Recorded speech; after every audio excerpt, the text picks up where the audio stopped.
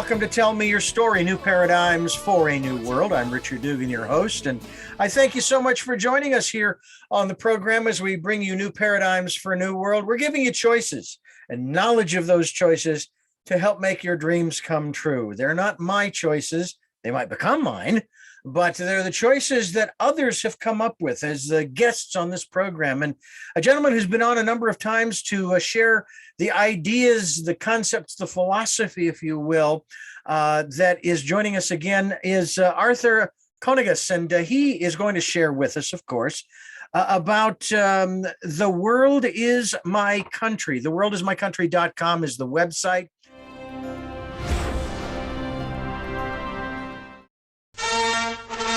Here's Gary Davis. World citizen number one, Gary Davis. Gary Davis. Gary Davis. Gary Davis. Gary Davis. Gary Davis. Who, me? You are about to hear from an everyday man with an extraordinary life story. He was an actor, a song and dance man who leapt off the Broadway stage onto the world stage in 1948, taking on cops, border guards, armies, and whole nations, showing us that we don't have to be awed by their props of power and control. For 65 years, as a citizen of no nation, only the world, Gary Davis made his own props of freedom, demonstrating that we, the people, can tear down the walls of oppression and write our own story. We can build a world that is constructive for all and destructive to none. A world in which all of us can truly say, the world is my country.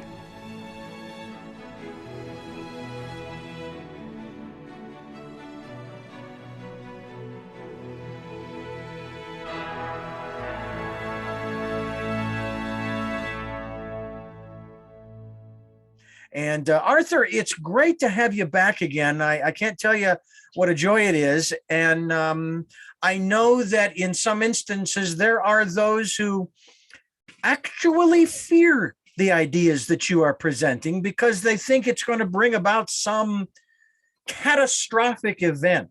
First of all, welcome.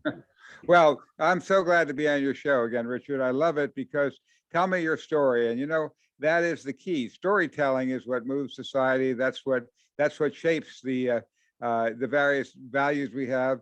And in so many ways, the challenges we have in the world are because people have a different story. And so people fight and kill each other over their story, one story or another story. And if we can somehow get our stories aligned, we can come together as a planet. So I like that. And I like you're talking about a new paradigm. So that's perfect.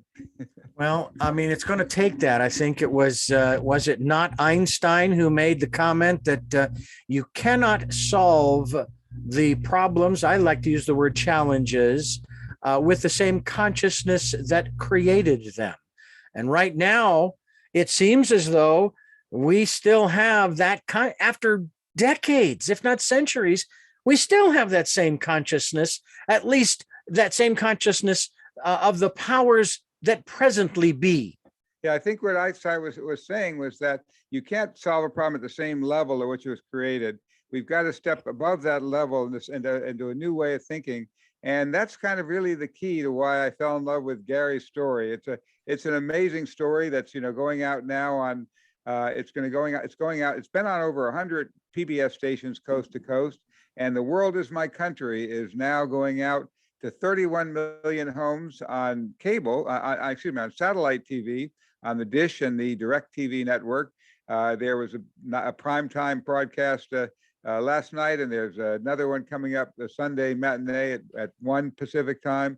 We'll tell you more in the show about how you can get to those and watch the show. But really, it's an incredible story of one little guy who, a song and dance man of all people on Broadway, who was so mortified when his own brother got killed in World War II, and so mortified that he was bombing civilians and killing them, and saying, "Why am I killing other people's brothers and lovers and families? I don't even know these people, and I'm here on this earth to entertain people and to make them laugh, not to blow them up." And then after the war, he sees the Hiroshima footage, and he says, "My God, humanity's in trouble. What can I do? But I'm just an actor, a song and dance man." So what he does next is the big surprise that makes this movie really incredible. You want to hear about it? Well, we'll hear about that. I also understand in modern days that some rather prominent individuals are involved in this process. They're concerned about it. One in particular who actually participates sort of in the introduction of the film, which I have seen, is Martin Sheen. Yes, Martin Sheen.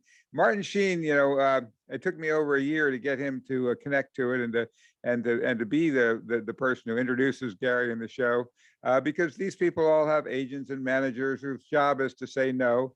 But finally, someone showed it to his wife, and my wife and I are asleep in bed, and late at night, I think it's around 11:30 or so, we get a phone call. Who could be calling now?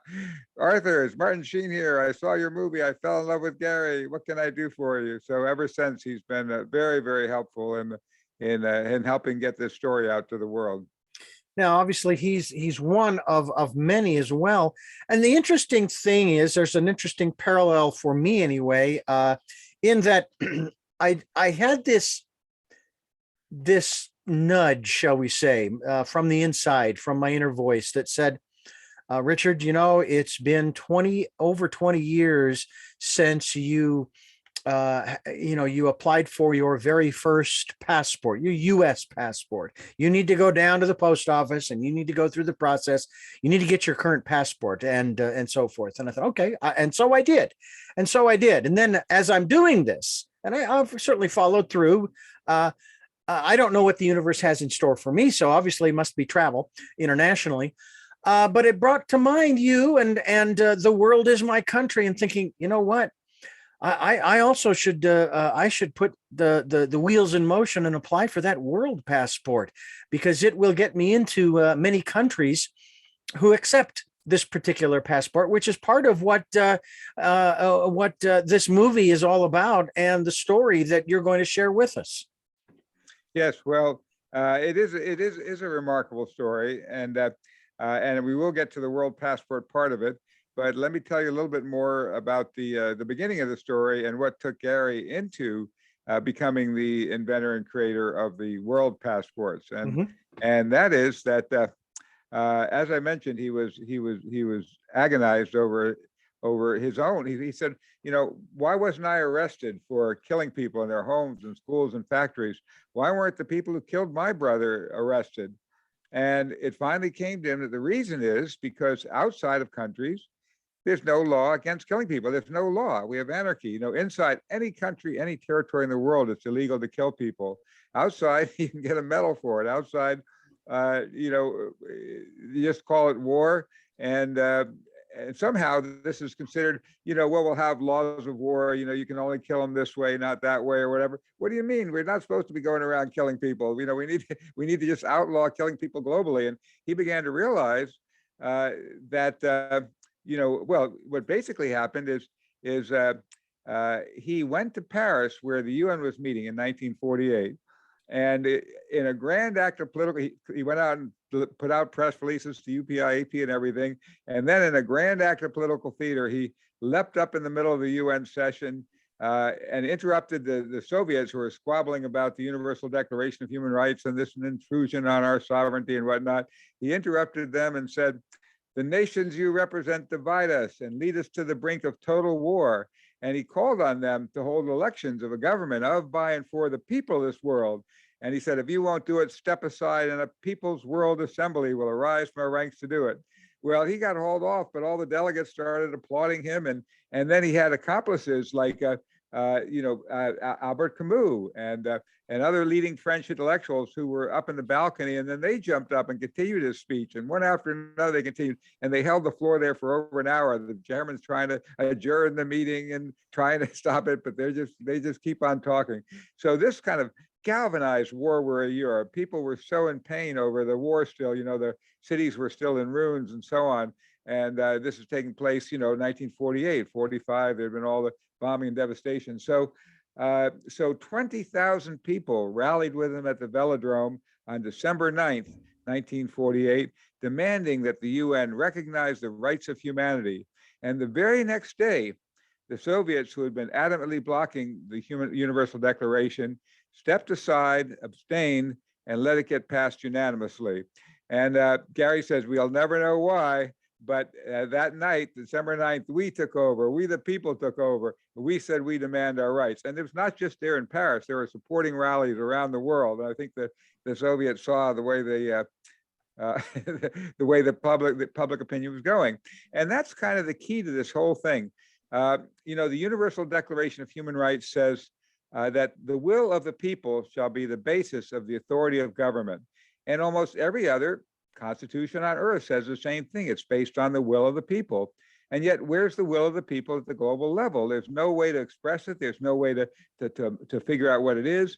And so what Gary noticed was that the Declaration of Independence said it is the right of the people to institute new government. Well, he says, who were they talking about? Old guys in gray wigs, or does that really mean that you and I have a right to institute government? And if so, well, why don't we go ahead and institute a government at the global level? There's nothing to overthrow. There's no government there already, no violence, which is always self-defeating anyway. So he kind of has the nerve, this actor, this song and dance man, to go out and declare a government of, by, and for the people of the world. Well, people started rallying to it and joining it. They went viral before there was an internet. They had people all over the world writing letters to him.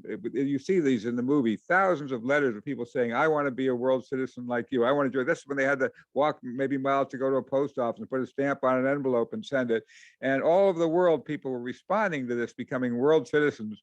And when they got, when they signed up more world citizens than many of the smaller nations in the world, they began to actually implement it. And they've set up an office that's still going on right there in Washington, D.C., where they issue world passports and world IDs, all based on the Universal Declaration of Human Rights. So it's not a government agency, it's not a U.S. government agency, but it's right there in the U.S. Capitol, because it's a nonprofit organization that's willing to do this. And since there's no law, they actually had people, Gary faced many challenges, being thrown in jail various times. And he had a case that went up to the Supreme Court. And, the U.S. doesn't have jurisdiction out in the world. Who can say he can't declare a government of for the people of the world? They don't have jurisdiction over that anyway.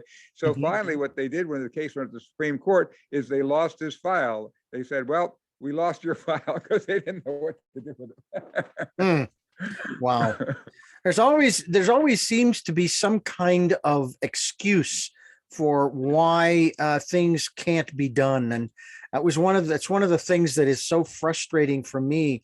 It's like, where are these people's consciences? That's what I don't understand. Especially when it comes to this whole aspect of representation. You run for these offices and so forth, and you think that the power is yours when it isn't yours. I mean, I've read, for example, the Constitution.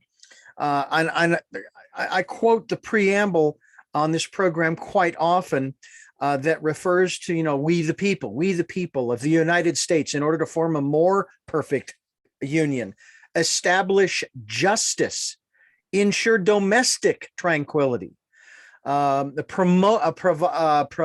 for the common defense, promote the general welfare, and secure the blessings of liberty to ourselves and our posterity do ordain, and establish this Constitution for the United States of America. And I think about what you just said about how it says within the actual document, the Constitution, that we have the right to redress grievances, and that we do have the right as the people, because that document refers to the people, not the government, refers to the people having the right to say, you know what, we've had it up to here. You know what, guess what? The seat of the nation is no longer Washington, D.C., and all those who reside there and claim that they have power, they no longer have that power. We're moving it to the center of the country. I mean, let's just, for the sake of argument, and we're going to establish our new government there. The Constitution gives us the right to do that. Now, in this day and age, Arthur, would you say that's going to be there are a lot of people that feel that way, but as a gentleman who I spoke with many years ago on this program, who wrote a book in reference to returning to a reasonable form of government, answered my very first question, which was, When was the last time we had a reasonable form of government? Which he said it was about 3 minutes after the ink was dry on the Constitution. And Well, there's the rub. well, to me, it seems like let me tell you what I think the basic problem is. Back in Jefferson's day, corporations would receive a charter for 20 years to build a railroad or to do some public service, and they were under the people. And if they didn't fulfill that function, their charter could be revoked and they disappeared. They were out of business. But because these companies, because we're operating globally, and we the people are locked in these boxes called nation states, they began to say, well, if you control our pollution, we'll move elsewhere where we can pollute. If you try to tax us, we'll move elsewhere we can do that. If you want us to treat our workers better, we'll move elsewhere where we can exploit workers. And so they began to, since they were operating globally, they gained all the power, and they could start having the best politicians money could buy. So they're free to operate globally, and we're stuck in these boxes called nation states. And people try to okay, maybe we'll have campaign reform. We'll try to force them back under the people. We can't do it. We, the people, have to step up to our rightful place as not the governed, but the governors of our small planet. We, the people. That's why I have this poster about from Alice in Wonderland back there. Not from Alice in Wonderland, excuse me, from the Wizard of Oz, excuse me. Here, Alice was so sure she had to get the mighty wizard to save her, and she went through all kinds of conniptions, just like we beg and plead our government leaders, please stop the global pollution, please make peace. And it turned out it was all just some guy behind a curtain manipulating things. There was a lot of hot air. There wasn't really a mighty wizard. That really the power was in her all along. And all she had to do was click her heels together and she could go home. Well, we the people can click our heels together and we can go to our home planet Earth. And we can, Gary says in the movie, we humans are an incredibly inventive species. Why squander our genius inventing smart bombs to do ourselves in? Why not invent SmartGov, a way we can interactively and collaboratively bring together the highest and best wisdom of each individual and amalgamate that into the highest and best wisdom of the people on the planet, a new way, challenge all these young people to be the Thomas Jeffersons and Dahlia Madisons of creating a new way that we govern at the global level that is not not this old 49% win, 51% win, 49% lose. So we don't care that we all have different opinions on all these things, but we're really putting it into two parties that fight each other, and it gets worse and worse. In reality, if you could develop a system where people are having these, well, Gary called it, modeled it on Buckminster Fuller's geodesic sphere, the idea that, instead of a top-down structure, if you take any top-down structure, like say a company, and you had the president on top, and under him the vice presidents, and all the way down.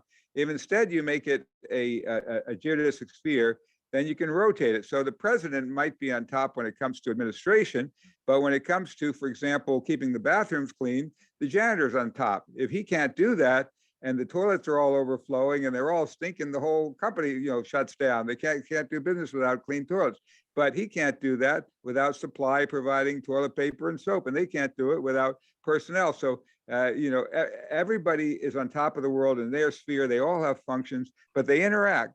And the idea is that we, instead of a top-down structure, we kind of create these small groups, almost like these Zoom meetings, but they have to be, he called it syntegrity. It has to be synergy with that tensile strength of opposites coming together. So it has to be, if you take any issue like Arabs and Israelis or red states, blue states or whatever, and you put people in a room together and you say, who's right and who's wrong, bash, bash, bash, you don't get anywhere. But you get in a room together and you use these a range of interactive techniques where you get in touch with who you really are. Tell me your story. What is your story? What is it that you want for your children and your grandchildren? What's your vision? And you go through these processes, you start finding, hey, we all have the same idea. We get together. And there's been many, many wonderful movies on this kind of thing. One free trip to Egypt, where this guy went to a Trump rally and he holds up a sign, free trip to Egypt. And he got Trumpers to go live with Islamic families, and they fell in love with each other. Boy, I wish all Arabs were like you. I wish all Jews were like you, or whatever. Once you can connect in that personal person level, and you get past these divisions, these boxes that we're in, and you get to really who we are as people, there's a tremendous consensus of our planet. We all want a livable planet, clean air. We all want peace. We all want security. And if we can start expressing that will of the people at the global level, that can be the mighty superpower that can shift our world. That can get all the companies and countries and all running to join us, rather than us running to try to join them, rather than us knocking our heads against the wall, trying to beg and plead the mighty wizard. We have to realize the power is in us, and it's in us when we come together and create the sovereignty of the whole. Well, one of the things that intrigues me so about this is the fact that it's doing something different. And what really excites me in that regard is whether people listening liked it or not. Okay. When the virus began to spread across the globe, I was elated. The reason, not because I wanted anybody to get sick and die, not by a long shot, but because we did something different we'd never done before in generations, since since 1918 with the Spanish flu. We shut down, well, quite literally, we shut down the world, and we started seeing images across the globe where animals were coming they were now occupying Right. the spaces where man was. And we saw the air clean up, and we saw these different things. And the thing that went through my mind was that, okay, we may not like this, and it is different. And that means that when we get out the other side, and I say when, because we will, if we haven't already, it's going to be different. Whether we like it or not, I don't know. We may not like what it looks like on the other side, but it's definitely going to be different. Plus, the thought went through my mind, Arthur, think of all of the opportunities we didn't even know were there until we got into it that came up for people. I mean, sadly, we in the United States in particular, at least as our conversation here, over 1 million people have died allegedly from that virus and related ancillary conditions that they already had. But there were people who, I don't want to say necessarily prospered, although I know there were some who they say that more billionaires were created during this time. But there were people whose hearts led them to help others. I saw restaurants, especially here in California. They had to do something with the food rather than it go to waste. So they started making meals and giving them away to people. I mean, the generosity in the human spirit really came to life for a lot of people. And so that was something that was beautiful to see. It was. You know, Something amazing. I think that we have a very, very interesting, parallax, and that is that all over the world, everybody is trying to do good. The suicide bomber who straps, a bomb on himself and blows himself up in a crowd, he is so dedicated to Allah and his fellow man that he's willing to kill himself for it. And the soldier who goes out and puts himself on the line, he's dedicated to good on both sides. You remember the movie The Universal Soldier, and he's always the song The Universal Soldier, and everybody is all over the world wants to help their fellow man, help others, help their fellow humans, I should say, and people. And but they've got a different story, and according to the story they've been told, what they're doing makes a lot of sense. But according to somebody else's story, it isn't. So what we need is some kind of interactive process where we start coming together in our stories, and because the basic human motivation is positive. Darwin used survival of the species once, but love like 99 times in his writings. I mean, we had a wonderful, we had Rayon Eisler, author of The Chalice and the Blade, on our show. And she said humanity came together, not out of competition, but out of partnership societies, out of how we collaborate and come together. And we humans have a tremendous a basic innate desire to collaborate and join with others, unless we get scarred, unless we get so burned and hurt by the traumas we've had that we become, Yeah. pathological. But if we don't have that, our natural inclination is to connect together. And what we need is the broken systems are what divide us and keep us in the wrong stories. And if we can invent new systems, use our tremendous minds to invent smart gov, as Gary talked about it, this interactive global way of a better way that we the people can bring to the top the highest and best wisdom in each of our hearts and in our societies and in our world. We can have we can be a tremendous force, a superpower that can save this planet from doom.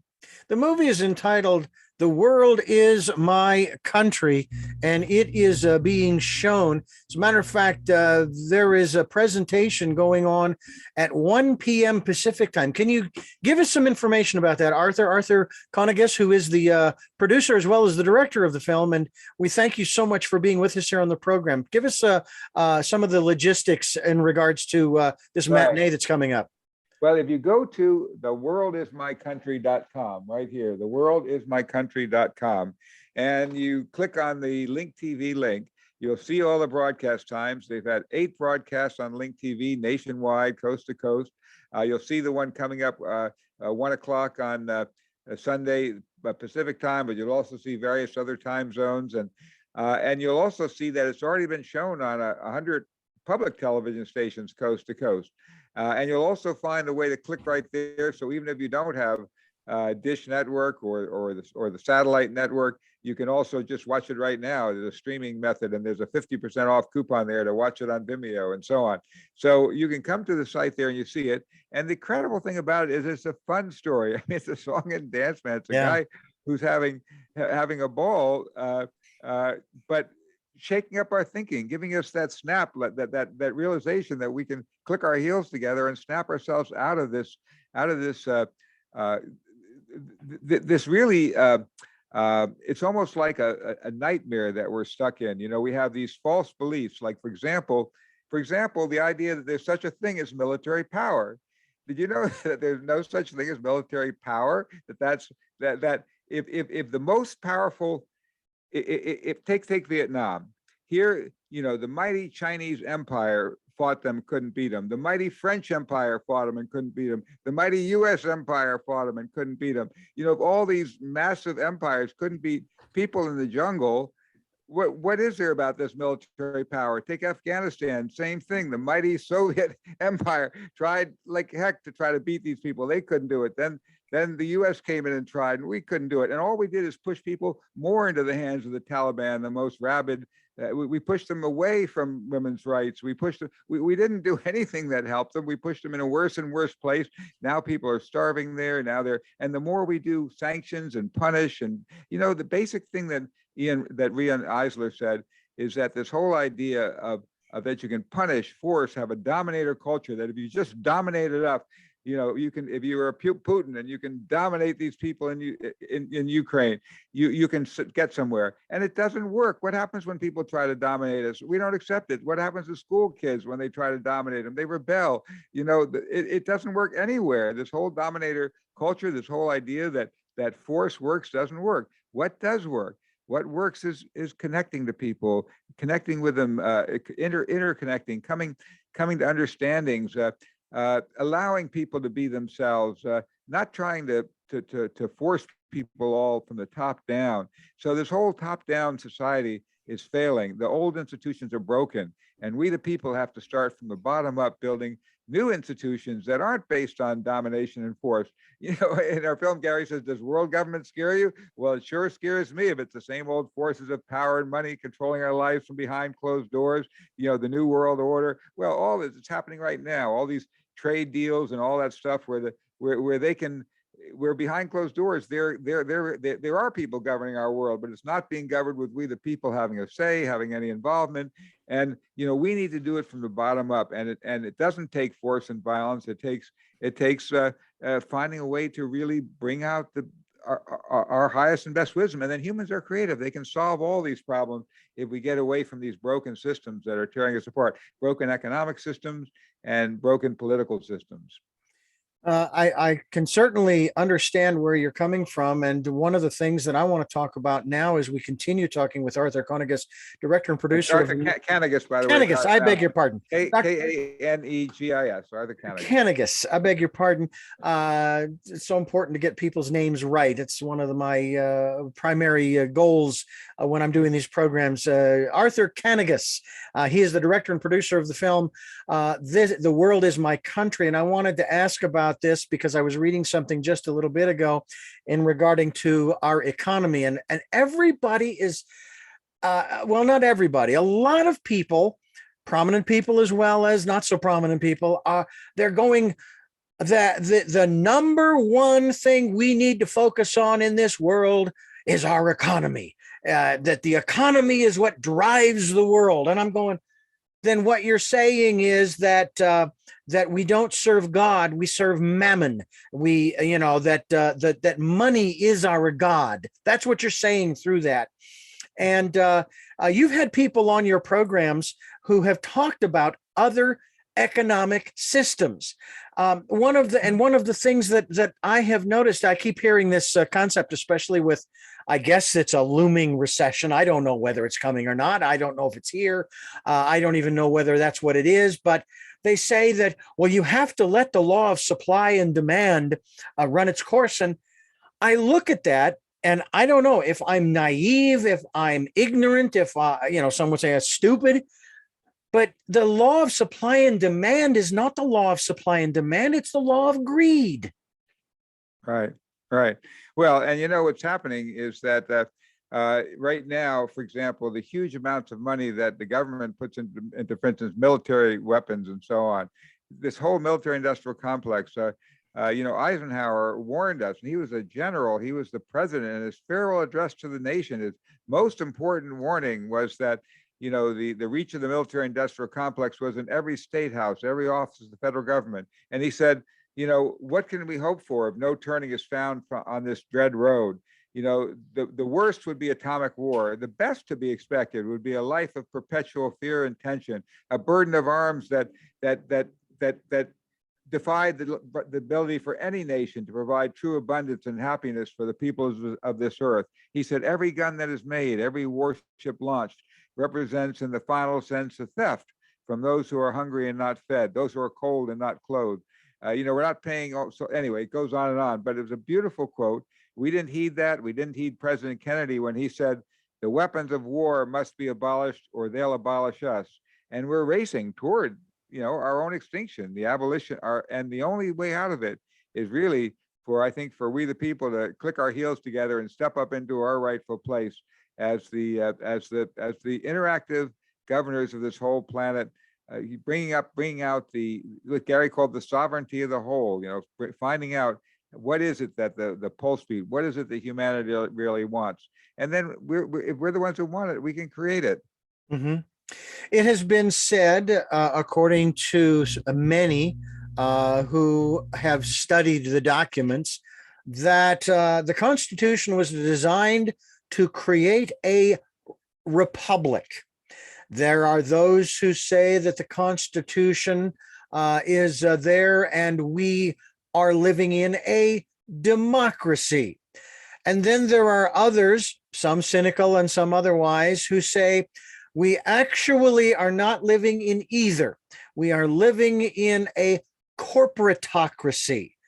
Your perspective, and even maybe if you have insights on Gary's perspective in that regard.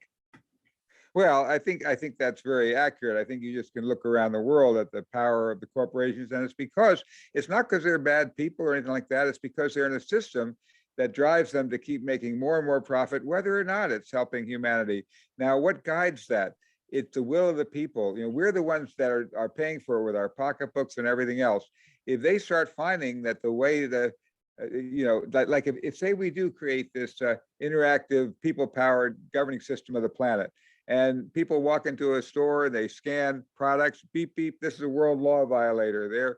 They're violating international law by supplying the parts for wars or for destroying the environment. Okay, we're not going to buy from them.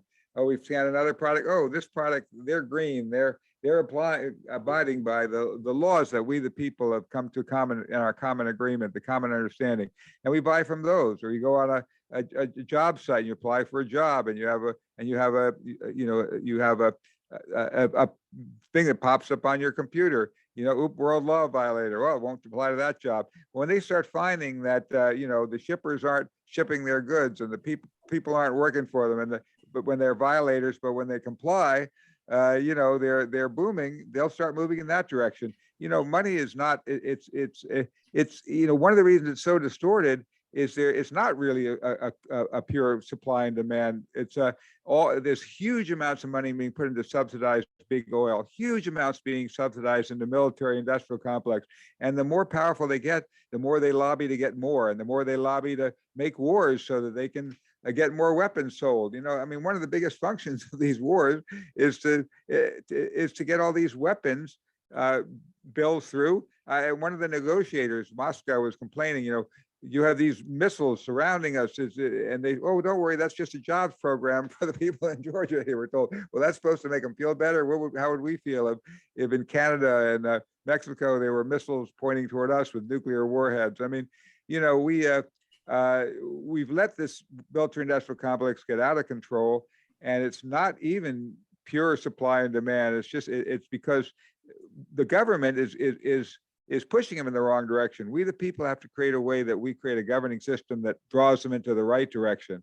And I think once we can create the will of the people at the global level, we'll be doing that, because people don't want to fight wars, and they don't want to have all this destruction. They really want a society that works, and we can do it. Yeah, I would like to see. Yeah, I'd like to see the suits go to be on the front lines first, and their children. And then if they do that, then okay, maybe we'll think about sending ours. Because it always and the children up front, they'll all make peace first, and the adults will be followed. Whoops, what was happening? They were supposed to go fight each other. They're all making peace. What are we going to do? Yikes. Yeah. Well, and of course we are all familiar with that story, the Christmas Eve story in World War I, and that was a beautiful thing. The thing I'd like to know is, what was it that compelled them at the end of the evening to go back to their sides of the battlefield and pick up where they left off? Many didn't, but then they had all the orders came from headquarters, and they began to punish the people who were doing that. But many did try to keep up the collaboration, but it was very very difficult. But yeah, these soldiers who are fighting each other, they don't have something against each other. They're just these pawns in this game, and they're out there shooting each other. And it's like Gary, who he said, well, I'm here to make people laugh, not to blow them up in their homes and schools and factories. And these Russian soldiers right now, they feel the same way. What are we doing here in Ukraine? Blowing up these people in their homes and factories and hospitals and so on. And so many of them are pulling out of it. And yet they're, the powers that be try to punish them and everything. But there's been a great uprising within Moscow, in Russia. Maybe you even saw where some people cracked into the TV stations and got all the top television stations showing banner headlines of what's really going on there. And people all over want to break through against these broken government systems. And once we, the people, get together and connect, we are the superpower. Well, now, do you think, Arthur, and it's Arthur Kanegis, right, producer director of The World Is My Country, do you think that the cause, we'll call it the cause, I'll also refer to it as the philosophy that Gary was promoting, and that this movie really puts into clear focus for people, from your perspective, because you just kind of went down the line, especially when it came to borders and the military and so forth, is it a cause that is worth dying for? I think is that an old tired cliche? We don't want to have to die for it. I think it's worth living for. And the fact that Gary was not afraid of dying made him almost invulnerable. I mean, when you read his book, My Country is the World, or when you watch the movie. I mean, he went into the most scary, dangerous, I got a copy of the book here, but anyway, situations in the world. And you wouldn't believe the positions he put himself in, where how did he possibly stay alive? And yet he did, basically because he was fearless. He didn't let himself be intimidated, and partly that was because since his own brother died, he said, well, heck, I should have died. Well, I lived. Well, I'm going to live, and I'm not going to worry about whether I die or not. And he lived to be 94 as a citizen. 65 years of his life he lived as a citizen of no nation, only the world, traveling on his world passport, claiming a future that most people can only imagine. All the great gurus and saints have talked about one world. Well, he lived it. He lived one world, and it's a remarkable story. Well worth watching the movie. You won't believe the incredible, responses we get on our people who take a survey. We urge them to take a survey at the end. And of course, when it's on TV, not everybody does, but some people take the trouble to go to that website link and fill out the survey. And it's so heartwarming to read the comments. If you go to theworldismycountry.com and then just put a / and put applause, you'll see all the incredible hundreds of comments from viewers about how much this moved them, how much they resonate with it, how much they wish they knew this story earlier, how much their children and grandchildren need this story. It's a heartwarming, fun, uplifting story, and I think everybody will enjoy watching it, whether you agree with Gary or not. Mainly, he's not that much of doing philosophizing or preaching. He's just basically telling you a story, and you get drawn into it, and you just, it opens your eyes just to hear the story.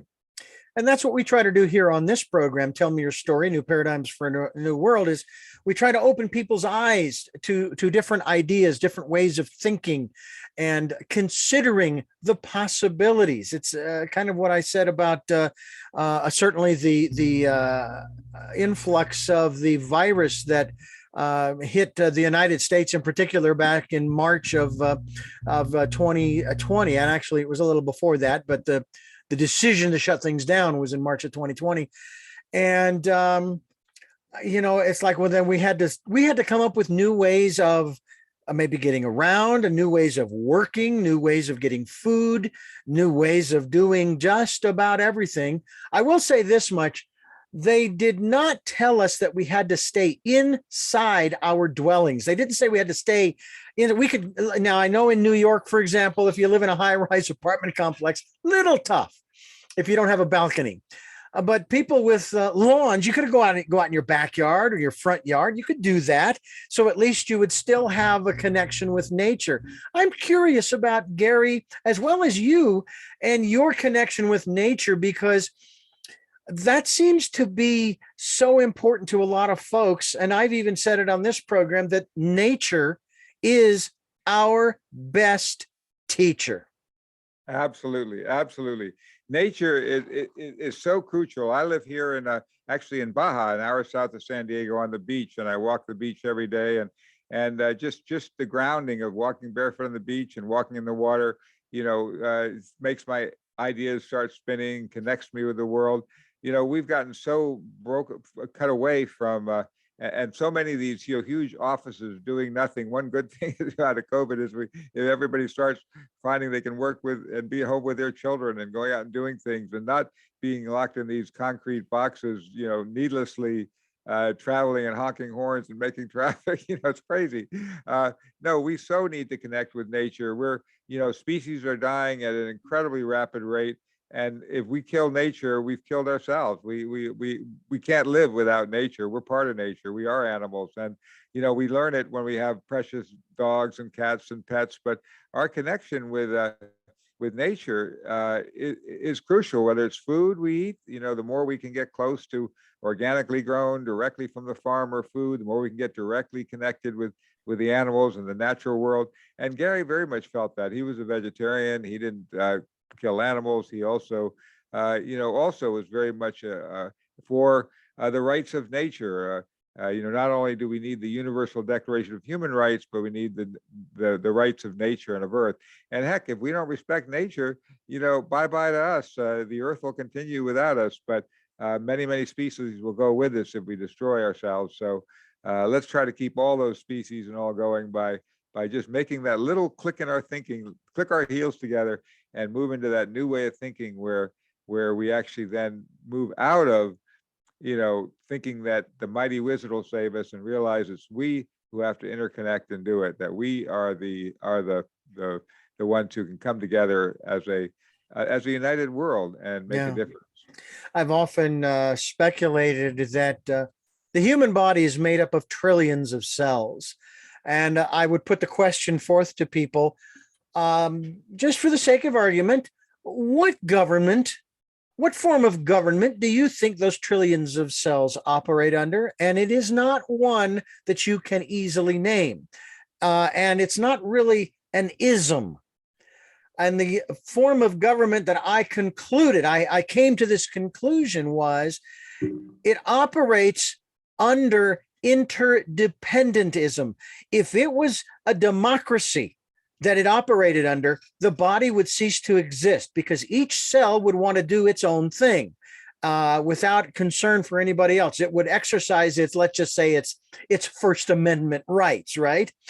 So we, as individuals, as human beings, we are interdependent, which means that our actions are not just affecting us, the individual who's carrying out those actions.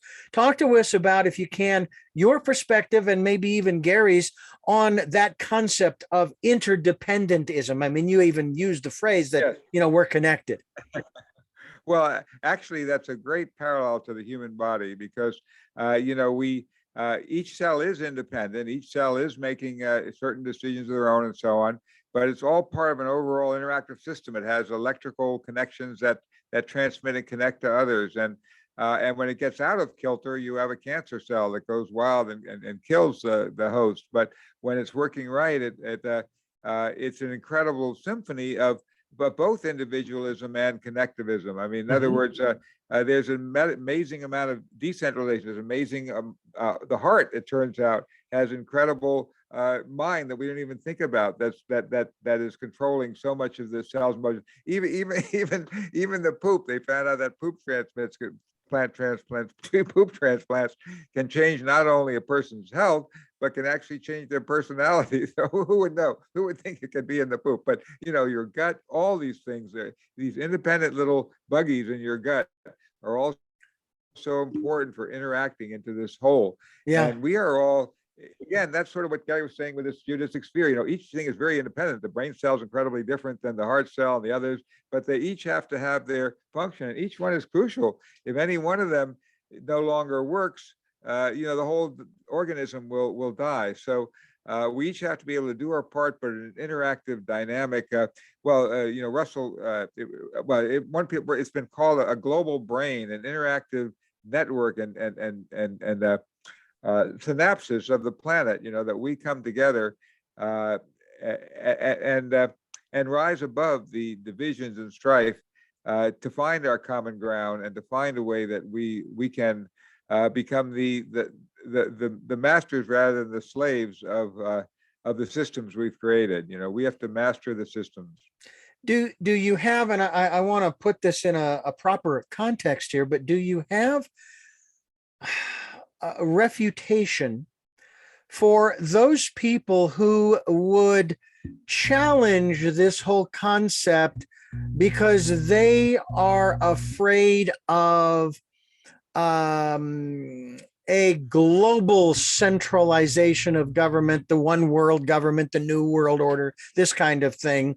When you start talking about being a citizen of the world, because I myself, over the last 43 years in this business, I've worked for a number of different stations. I've heard primarily from more of the right side, if you will. I worked for a Christian station where they were really concerned about the New World Order and all of this kind of stuff.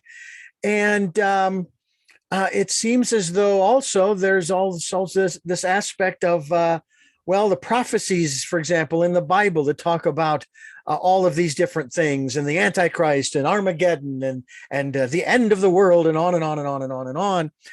And at one point, I got so bored with the story of the end of the world, I said, Okay, assuming that your philosophy is correct and the prophecies are correct, is there any way that I can help to accelerate the process so we can move on to a different story? Because this is boring the daylights out of me because I've been hearing this for 20, 30 years, 40 years, and I'd like to move on to something else. What, how And is do you, what did they say to you? they don't have much of a thing to say because if I was to be a part of accelerating it, obviously I'm on the wrong side. Yeah. Well, it's very interesting you say that because yes, I think they're absolutely right to be afraid of the new world order of this, as Gary said, this whole top-down system where the forces of power and money control our lives from behind closed doors. And there's the antidote to that. And the only antidote, the only thing powerful enough to counter that is for we, the people, to come together and express the will of the people at the global level. All it takes is the expression of that will and the amalgamating of that will. And once we have that will, it has great power. And as I was saying when I described, enforcement through our buying power, through our the stocks we buy. I mean, how do these guys have their power? If somebody's bought their stocks, who's that? That's you and I. That's people. When we start. There's no need for a top-down, oppressive government of the world. Just the opposite. We need an interactive, flowing, dynamic, new way of governing our planet. That is that where every single human being counts, where every person has a say, and where the more that person is interacting with people of opposite political views and coming to synergy, coming to synchronistic thinking, the more power that has an impact. There's several layers. I mean, one layer is, I'm right or you're right, and one of us wins. The other is we come to a compromise, but we give a little, you give a little, but we both lost a little, or you come to a consensus, but that's more difficult. But better than that is synergy. Synergy means that we all come out with something better than we even came into the room with. We come out with a synergistic, new things evolve. And if we had these small group interactive, if we had a planet, a world where at every hub is another small group of these sort of Zoom type meetings where people are interactively bringing out their highest and best wisdom and coming out with what is the will of the people. And we interactively, use, just like in Google, you can, before you even finish putting your thought, it sifts through all the information in the world and brings out the highest and best. We need algorithms that can bring together the will of the people at the global level and bring it together into a synergistic thinking about how do we make our world a better place that works for us, that touches our hearts, that comes together. And it's happening. All these YouTube videos about animals that are of different species coming together and loving each other, and all that. I mean, there's so many different ways that we're beginning to develop this interactive synapses of kind of a network of what humanity is. We're in the birth pains of creating this network. But I think once we do this and interactively create it, it'll be so much more powerful than all the old broken systems. And if you look at the stories, the Armageddon stories, I mean, that's what's happening. That's what's coming out of the old order. And they talk about the rise of Christ afterwards. Well, the rise of Christ is right in our hearts, and we can rise to that, and we can rise to that hopefully without all the destruction of an Armageddon, but make them shift that. I mean, these were warnings not to get into that, and if we understand it and we get into a whole different mindset, we can bring about the kingdom, the kingdom of Christ right in the world. What did Christ say? He said, "Love your enemies. Do good to those who persecute you." That's not a formula for weakness. That's the most powerful military strategy in the world, because if you love your enemy, there's no way you can vanquish your enemy with dominator. The more you kill them, the more their brothers and sisters are going to kill you, and then you kill them, and then more people kill you. But if you love your enemy, there's no more enemy. Like take in World War II, I mean, Japan, Germany, we began to love them. They became our friends. They were buying their cars. Well, then that gave us much more security than trying to bomb or dominate people or anywhere. It's the old dominator thing doesn't work, and there is a way we can interactively bring about the kind of, I mean, everybody uses different words for it, but what they really want when they say the kingdom of God on earth is they want a future where we can love each other and get together and feel secure, and our children can play, and we have a fresh green earth, and we have clean water and clean air. And those are the things we all want, and we put different names on them, but we just have to come to a common ground of a path to get rid of the broken systems that divide us and come to a way to come together with what is that deep urging within each of us that wants us to come together as a planet. Arthur Kanegis, my guest. He is the executive producer. He's the producer and the director of. Melanie Bennett is actually our producer. I'm the director. I also am a producer, but she's the primary producer. I'm primarily the director. And Melanie Bennett is a fabulous producer. So I want to make sure that they know this is a team effort. Absolutely. But with her and me, and with a incredible editor, we have Jordan Byron and others. So, but yes, I'm very glad to direct this movie and to offer it to all of you to come to theworldismycountry.com and get to watch it. And they'll be able to see it at 1 p.m. Pacific time today. This is Sunday. Sunday the 5th. Sunday, correct. Free on TV if you, if you have satellite TV. Sure. And if not, you can just go to the website and you can watch it right now. There's links there where you get a 50% off coupon to watch it on Vimeo right away. Absolutely. We certainly hope folks will go to that website. And of course, we will have our link to that website as well for people who want to continue to follow up. I wanted to follow up on something that I had mentioned earlier, and we kind of set that aside for the time being. I want to talk about this world passport. First of all, what are the benefits of holding or having a world passport? And do you have one? Yes, I have one. I was just I was going to show it to you, but I don't know. I rushed up here for this. I don't have it right in my hand, but that's all right. I will show it to you next time. I did the last time. Basically, if you go to our website, that same website, and down near the bottom, you'll see there's a passport link where you can click on it and find out more about that. But the passport, okay, basically right now, especially in COVID, it's very hard to use it as a travel document, although almost every nation on earth at one time or another has stamped it. Right now, there are a lot of restrictions on travel and so on. But what it has been powerful, we just had last week in our podcast, we had some people from South Africa, and there was a gentleman who said that, I couldn't get medical care because I didn't have an identification document, but then I was able to finally get the world passport, and I was able to get medical care. People can't get their, there's 50 million stateless people in the world who have no identification. If they can't have some identity, they can't get their kids in school even without an identity. They can't open bank accounts. So this has been so important for so many people that way, and it's helped so many refugees get out of refugee camps. It's helped people around the world, but also many of us just carry it because we like to identify ourselves as world citizens. I mean, I have a U.S. passport. I present that first at the border, and then afterwards, so they don't give me a hard time, I present my world passport and say, by the way, I'm also a world citizen. Can you stamp this as well? And some of them say no, we don't do that. Others have said that. Where can I get one? Others have stamped it. One woman, when Melanie was going through, she went through the border in LA, and the woman said, "Oh, is this the passport we're not supposed to stamp?" And she stamped it. She was her own act of world citizenship.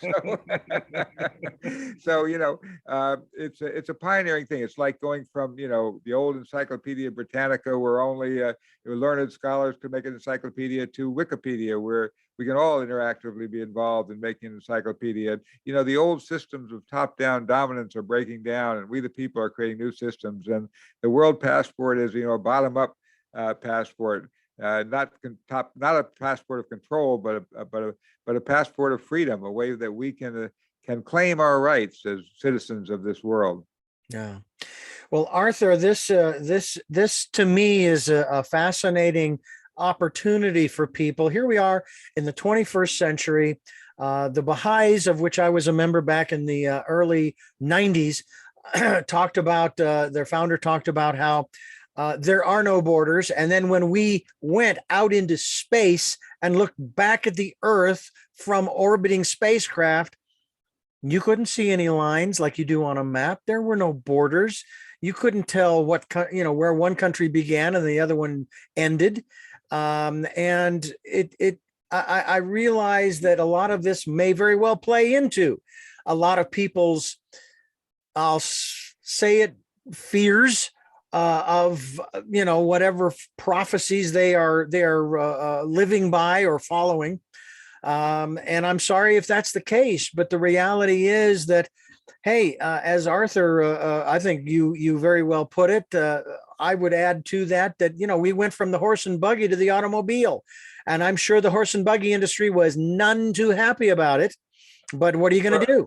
What are you going to do? That's sort of the key. What you're saying is sort of the key, and that is that first of all, as Buckminster Fuller said, you never change things by fighting the old reality. Mm-hmm. You just create something new and draw it to it. The people who invented the car didn't have to lobby the horse and buggy industry to stop doing it. Or didn't have to lobby to stop having against it. They just created something new, and that was a disruptive technology that created a new era. And we just have to create this SmartGov app and begin to create a new kind of governance. You see it right in the movie where Gary shows it. It's not top-down government, it's an app we all have on our phone where we interactively start coming to consensus of what is the kind of world we want and what does it look like. And I think the key thing about it is that it's not about all being the same. We're not the same. We're very different. It's about a way to celebrate our diversity and to enjoy our diversity and to appreciate the fact that we're all different. And it's to create a sort of umbrella of protection to allow us to be individually different. So this isn't trying to stamp everybody in the same mold. Oh, we're all going to be the same.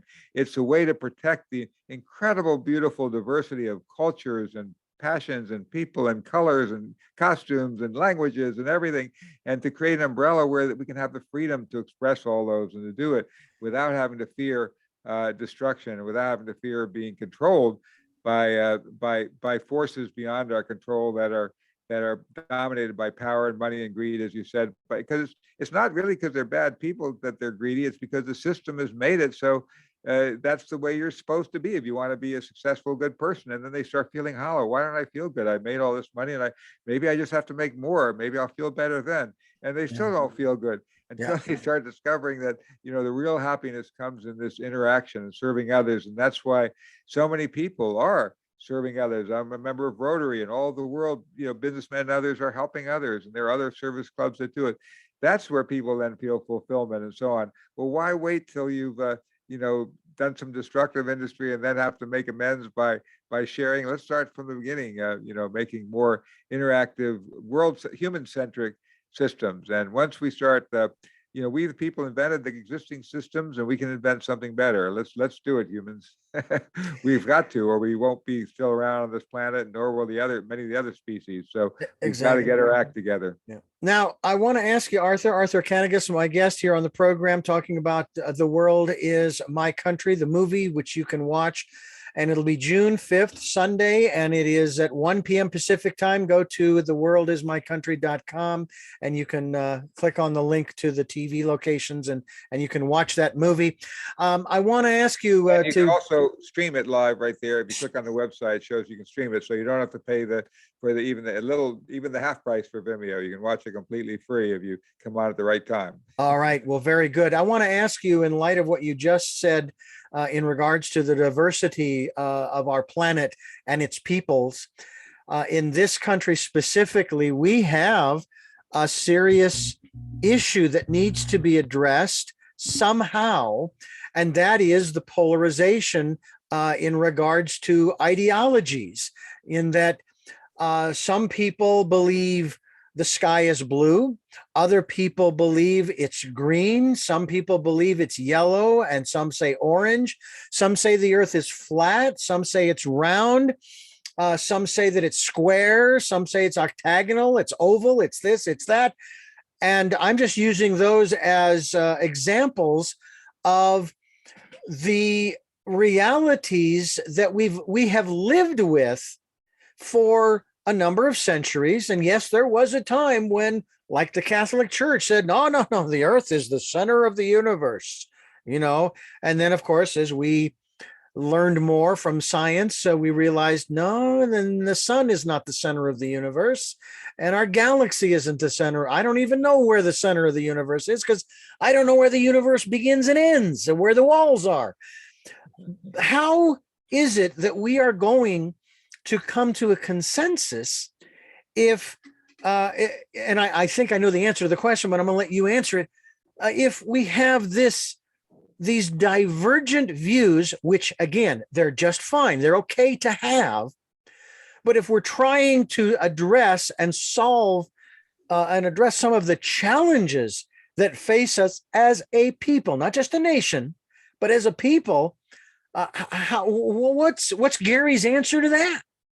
Well, I think that's exactly what the key part was of this interactive structure he was talking about. That it was a way that you pick topics, and if you have this kind of this sort of organizational structure, and you take a topic like what kind of air do we want on the planet?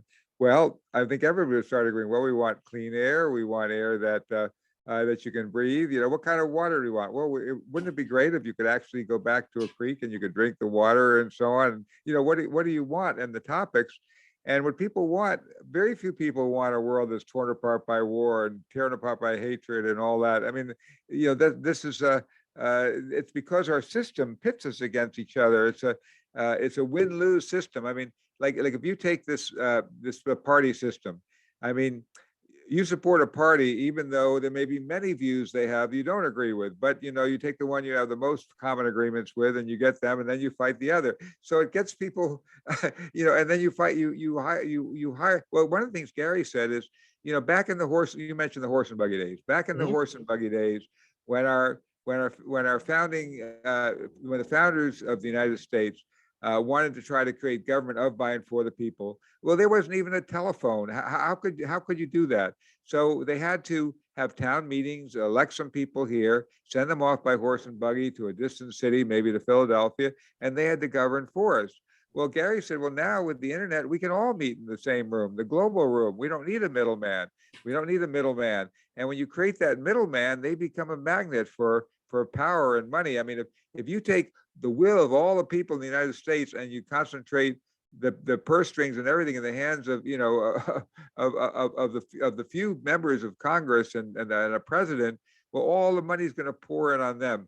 But if we decentralize it so that we, the people all over the world, have the power, well, if they want to buy us off, they've got to make life better for all of us. You know, we've got to stop having this broken system where we think that we need representatives when we can create this interactive system of where all of us can have a voice, can have a say. And you know, it's a matter, you know, we're stuck in these broken systems that were made back in the horse and buggy days, and everything else in the world has gone so far, you know, space travel and science and just amazing wonders, cell phones and all these things. And yet our political and economic systems are still stuck back centuries ago. And this whole capitalism versus socialism, neither of those are serving humanity. We need to evolve new systems. And we're starting to with, you know, it used to be that currencies could only be created by governments. Now we're discovering, well, we can create cryptocurrencies. Gary was a leader starting that with the world dollar, the kilowatt dollar back in 1950s.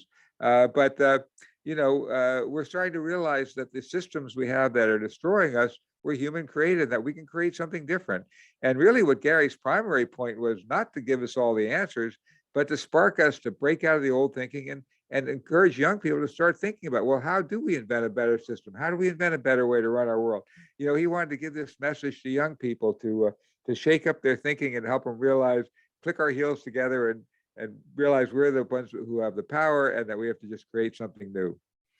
I couldn't agree with you more. We need to create something new. Like I said before, the old ways of living, they don't work. All you have to do is look around you. It's quite simple. And I like what you said. I put it in a different way. One gentleman I was talking to about the process of all of these institutions that we currently have, the current institutions. And he basically said, you do not want to destroy the old institutions and build new ones. You want to build the new ones that make the old ones obsolete. Absolutely, absolutely. Yeah. That's what Bucky Fuller said. And Yeah. Gary was a great follower of Bucky Fuller, and he hired one of Bucky Fuller's disciples to help invent his synergistic system of global governance. So, Yeah. and now then his thinking went to evolve beyond that once the internet came into some even new ideas. So, he's amazing. Amazing historic figure. He passed away in 2013, but you can watch his story at theworldismycountry.com and be uplifted. And you can do that on Sunday, the 5th of June, and that it will be at 1 p.m. Pacific time. And we certainly hope that you will take advantage of the opportunity to stream it free on that Sunday at 1 p.m. to watch it online and enjoy it, and enjoy it in the context in which it is intended. It's a fun movie. I've seen it a couple of times, as a matter of fact, and I hope that folks will do that. And again, we will be linked to that website as well, not only before the live streaming, but also after, so people can get more information. And I'm going to work towards going to work towards getting my world passport, if you will, because I think I would probably have it, like you say, just to have it to say, hey, I am a world citizen. I had my DNA checked, and after some processing by the organization, the company that was doing the testing, I found out some very interesting things. Number one, I thought I was more Irish than it turns out I am, but that's okay. At least I'm Irish. I also found out I am actually 1% European Jew, Eastern European Jew, for what that's worth. And then I found out that I have coursing through my veins the blood of the indigenous peoples of both North, Central, and South America. So that was an eye-opener, considering my philosophy and my standoffishness to when I was living in Phoenix, of course, surrounded by various reservations and lots of Indian culture and what have you. I didn't feel like it was appropriate for me to have anything to do with the culture because I'm a white guy, and I have no. And then it turns out, no, you have every right to investigate because you are part of that clan. But I don't think that DNA allows you or disallows you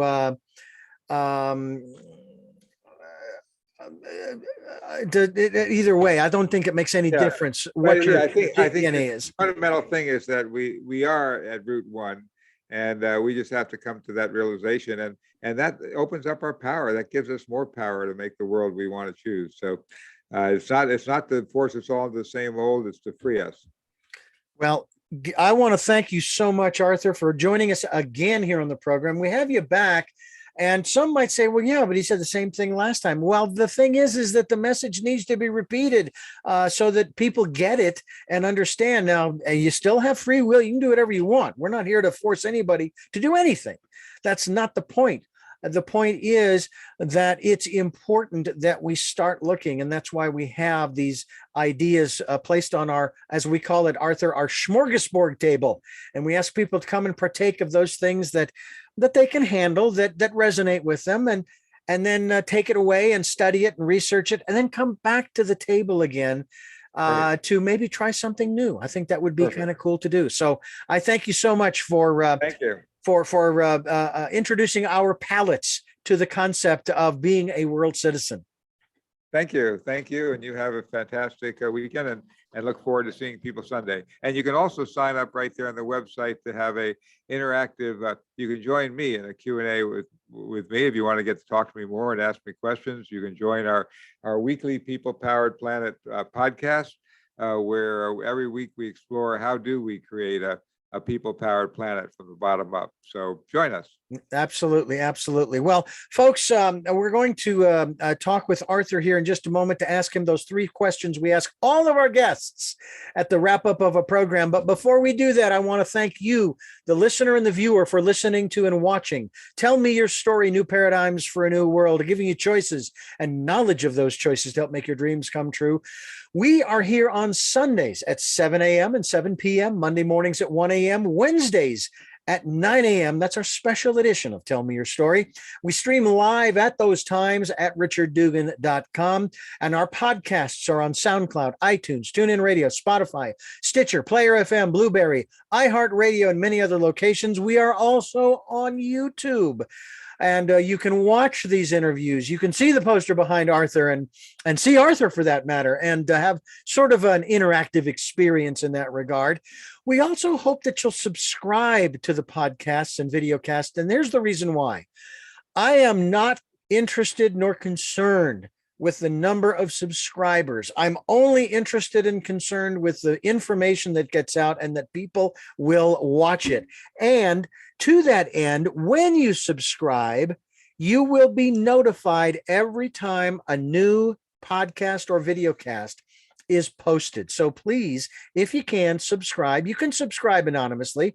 I don't have to know who is subscribing. I kind of like to see the number. I'm at 72 subscribers, and I've been podcasting, Arthur, and videocasting up on YouTube since I think it was like August or September of 2020, and I only have 72 subscribers. But you know what? I've got a lot of people who aren't subscribing, but they are watching and listening. So that's exciting.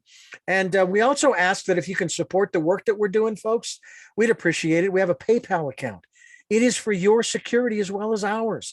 All you have to do is go to richarddugan.com, scroll down a little bit. There's a PayPal link, click on it, and boom, you can support us financially with any amount.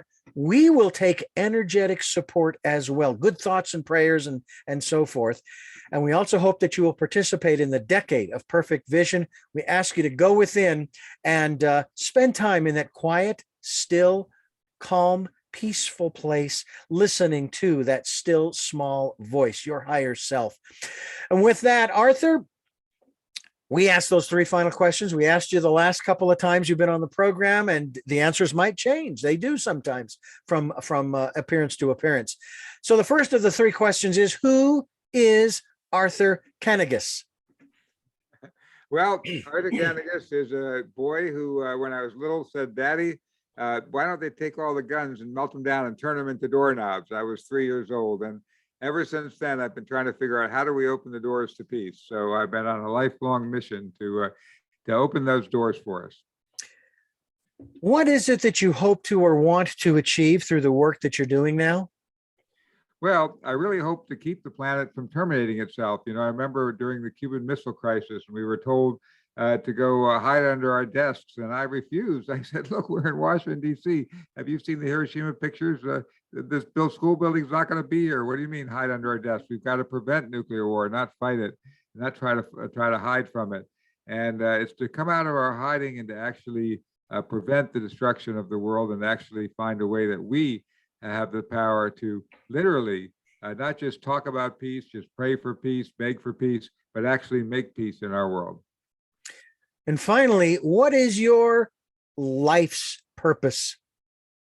Well, my life's purpose is to help inspire and bring people together and give them hope, and to really light that spark in them, to light that spark in young people that, hey, there is a better way, and to do it through the power of story.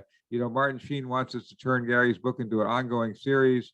We'd love to create a vision. I think more than anything else, we are pulled to the visions, and if we can imagine it, we can do it. And so I want to use the power of mass media and movies and so on to create a vision of the world we want, and help have that vision draw people to it. It's like creating, like you said, creating that new story and drawing people to it, that new invention, not fighting the old system, just creating a vision of something so powerful that everybody wants to jump aboard. Absolutely, absolutely. And as I've used the analogy of a lifeboat, you know what? There's more than enough room for 8 billion people. The only criterion is that you cannot bring with you the ideas and the ways of doing things the way we're doing them now. You've got to let them go. You got to let that baggage has all got to go overboard. Absolutely. We can't afford, this lifeboat's got room for everybody, but it doesn't have room for that baggage. No, not at all. Not at all. But we will buy new clothes, and we'll build new buildings, and we'll make the world a better place for all people. And I do believe that's possible. It's not naive or idealistic or Pollyanna. It's real.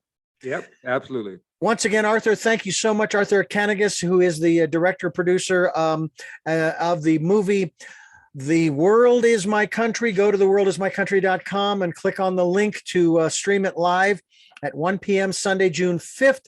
And I'm Richard Dugan, and I thank you for listening to and watching Tell Me Your Story, New Paradigms for a New World. We're giving you choices and knowledge of those choices to help make your dreams come true. And until our next broadcast, podcast, videocast, love to love.